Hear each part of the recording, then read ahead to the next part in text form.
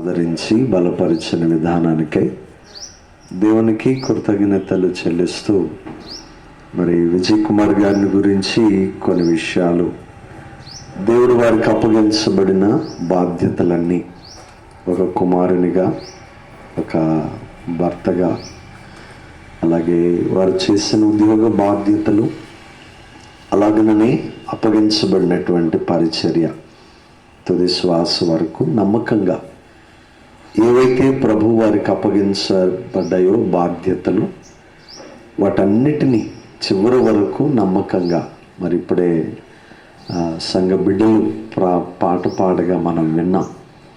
ఎక్కడో వారి ప్రాంతం అది కాదు, వారికి మాకు ఏ విధమైన సంబంధము లేదు.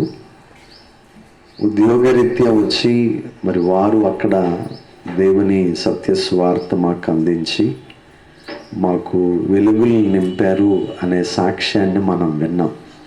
మరి ప్రభు కొరకు వారు ఎంతగా తాపత్రయపడ్డారో, ఎంతగా ప్రయాసపడ్డారో.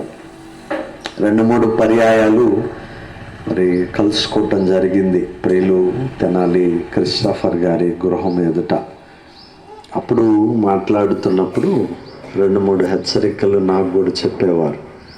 నమ్మకంగా చెయ్యి పరిచర్య, ప్రభు కొరకు చెయ్యి, ఆచార్యుతంగా మాత్రం ఈ భూమి మీద పరిచర్యను చేయవద్దు అని వారి అనుభవాల్లో నుండి, మరి వయసులో చాలా చిన్నవాళ్ళం, చాలా హెచ్చరికలు, మరి పరిచర్య విషయం కావచ్చు, కుటుంబ విషయాలు కావచ్చు, వాటన్నిటినీ జ్ఞాపకం చేస్తూ వచ్చేవారు.